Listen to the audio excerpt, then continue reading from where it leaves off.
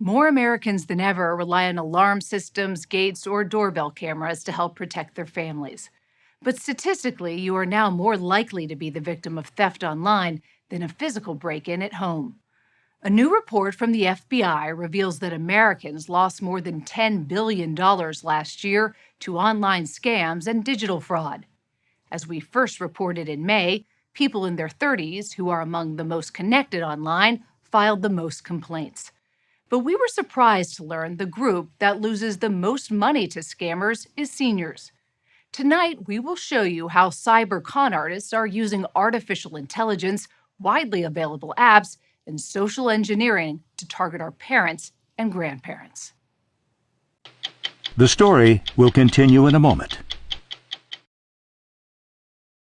It's like a death in the family almost. Well, she's worked so hard, For my money, I sure have. Susan Monahan and her daughter Tamara are talking about how the 81-year-old was conned out of thousands of dollars in what law enforcement calls a grandparent scam. Tell me about the call that you got. There was a young adult on the line saying, "Grandma, I need your help," in a frantic voice, scared, saying, "I was driving and suddenly there was a woman stopped in front of me. She's pregnant and I hit her and they're going to take me to jail. And Grandma, please don't call my mom and dad because I don't want them to know." And I said, "Brandon, it doesn't sound like you." He said, "Oh, I have a cold, Grandma." You think it's your grandson? I do. And he said, "Grandma, a friend of mine has an attorney that we can use and that we can do something about me going to jail." And I said, "Yes, of course." Monahan said the scammer, pretending to be a helpful attorney, got on the line. It was June of 2020, during the pandemic, and he promised to keep her grandson out of jail if she could get $9,000 for bail to him quickly. What other instructions were you given? I needed to make an envelope that was addressed to this certain judge that he was going to coordinate this through, and write on there, and they gave me the name, the address, and everything else for this envelope. Did it sound pretty legitimate? Oh, absolutely. He had the legalese. Monahan is a tax preparer with an MBA. The scammer kept her on the phone as she rushed to the bank. What do you say? He said, when you go there, make sure you tell them that it's for home improvements, because they might question the fact that you're withdrawing $9,000. Minutes after Monahan got home with the cash, a courier showed up to take it. This is video from the doorbell camera. You can hear Monahan on the phone with the scammer as she hands off the money. He said to move your butt because they're on a deadline. She says as soon as the courier left and the adrenaline left her body, she was filled with a sick feeling she'd been scammed. It's just devastating. What did they do to your mom? Beyond the money, beyond taking $9,000 from her? Well, it's your livelihood. Sorry. It just gets you, in your gut. The Federal Trade Commission reports scams like these skyrocketed 70% during the pandemic when seniors, home alone, went online to shop or keep in touch with family. How much money were you scammed out of?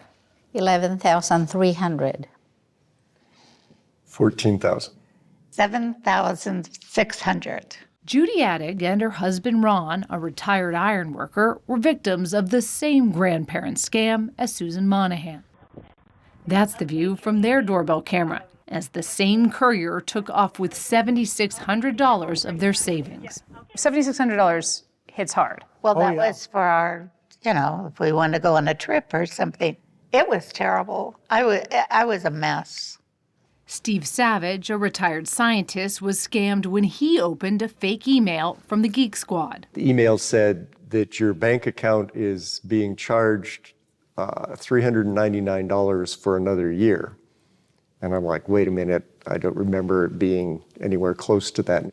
The customer service number went to a scammer posing as a representative of the company. Savage was duped out of $14,000. Esther Maestre was scammed too. The retired nurse says an alarm sounded on her iPad with a message to call tech support. She did. He said that last night between 4 and 9 p.m., your bank account has been hacked. And your heart probably stopped. I felt so nervous. But he said, I am going to transfer you to another guy who's a security at Chase Bank. That fake bank employee told her hackers might be able to access her bank account and instructed her to immediately withdraw money and deposit it into a new account for safekeeping. Maestra did and lost $11,000. And have you been able to recover any of your money? Nothing. Nothing. I'm the one that pulled the money out of the bank, so I won't be reimbursed. If your house gets broken into, you call the police. If this happens, there's no one to call. Scott Perello is a deputy district attorney who runs San Diego's Elder Justice Task Force and connected us to the victims you just heard from. He says studies show only 1 in every 20 seniors who've been scammed report it. Often, they're embarrassed. Most people who have not experienced this think, well, these people must have dementia or Alzheimer's. It's not the case. Our victims are sharp as a tack. We had a woman, 66 years old. She came home. She got a message on her computer from Microsoft, and the message said that she had a virus on her computer, and then that virus had somehow infected her financial accounts.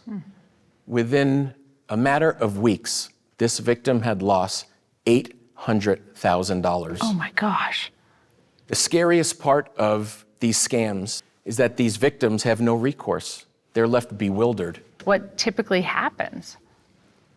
The seniors that have the courage to report that this has happened are being told that, I'm sorry, there's nothing we could do.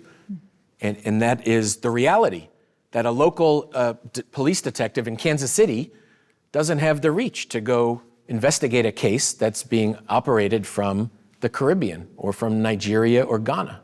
Investigators have also traced scams to Europe, Southeast Asia, and Canada. Underreporting. To combat them, San Diego's Elder Justice Task Force has taken a new approach. Investigators collect every local fraud case, then collaborate with federal authorities to connect them.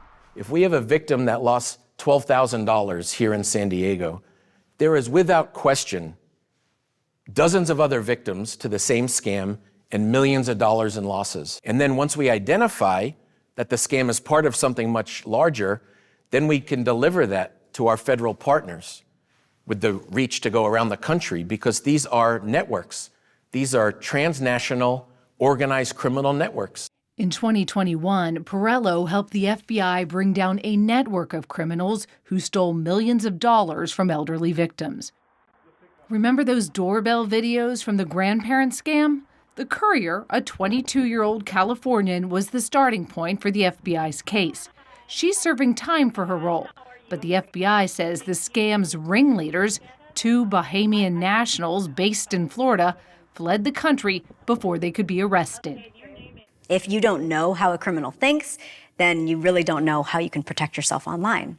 Rachel Toback is what's called an ethical hacker. She studies how these criminals operate. So ethical hackers, we step in and show you how it works. Toback is the CEO of Social Proof Security, a data protection firm that advises Fortune 500 companies, the military, and private citizens on their vulnerabilities. We hired her to show us how easy it is to use information found online to scam someone. We asked her to target our unsuspecting colleague, Elizabeth.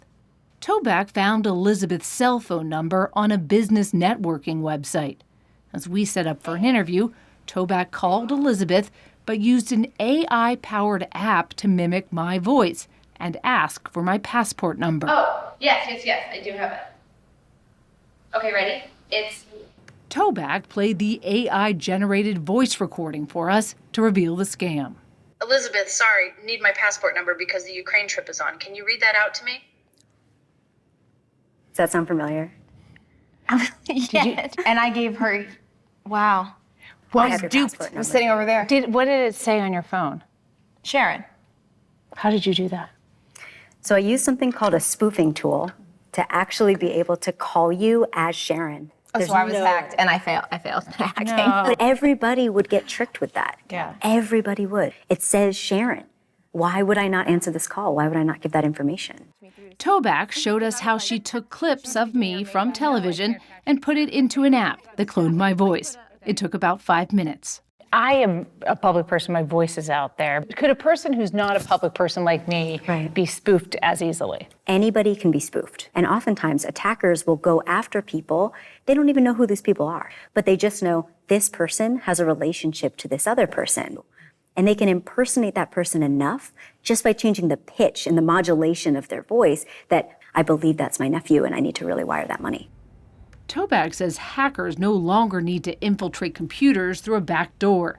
She says 95% of hacks today happen after a user clicks on a text, a link, or gives personal information over the phone. You were able to hack my colleague Elizabeth, who is a tech-savvy millennial. What does that tell you? Anybody can be hacked. Anybody can fall for what Elizabeth fell for. In fact, when I do that type of attack, every single time the person falls for it. She said hackers armed with basic information, like a relative's name found online or an app that can mimic a voice or change the caller ID, can create a convincing story. If you were to receive a phone call, a text message, an email, and it's asking for something sensitive, urgent, or with fear, that's when the alarm bells have to go off in your head and they want me to give something to them. I'm gonna take a beat and I'm gonna check that this person is who they say they are. I call it being politely paranoid. Politely paranoid. Be politely paranoid. Tobak has worked as a consultant for Aura, a Boston-based technology company that created software to protect the identity, passwords, finances, and personal data for entire families in one app. So here you can see a full footprint of everything that's happening inside the family. Hari Ravichandran is the CEO of Aura. He says their software can reroute scam calls away from grandparents. If the parent is getting a call and we are identifying using AI that the call is a potential scam call, then they can route that call to me. Does this stop the call from getting in? It does. So it just blocks the call? When the call comes in, it will have a recording that says, let me know who you are, what's your intent. If it's an unknown person, if it's a known person that's already in your contacts, it'll go right through. Ravichandran says AI is also used to monitor finances and alert users of problems in real time. If I see a charge from my mom for $10 at Starbucks, that feels okay. But if there's a $500 charge from Starbucks, something's off kilter. So we try to figure out with AI contextually what's different. But if something is off pattern, you can look at that and say, okay, well, something's off here. I need to go take care of this. San Diego Deputy District Attorney Scott Perello says more help is needed from law enforcement and the banking and retail industries to protect seniors. The FBI reports over the past 2 years, the losses from digital theft have doubled. The trends and the data are horrifying. We have the senior population is growing exponentially every year. We have this dynamic of underreporting, and then we have the technology coming. People are convinced that AI is playing a part in maybe pretending it's the grandchild's voice. We're all just next on the conveyor belt, and we all need to do a better job.